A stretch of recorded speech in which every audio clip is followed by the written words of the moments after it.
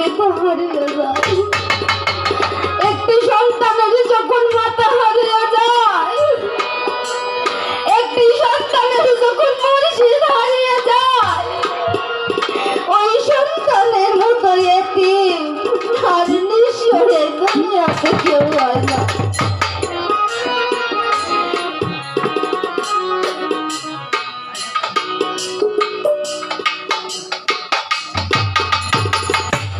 আমার কেউ রইল না।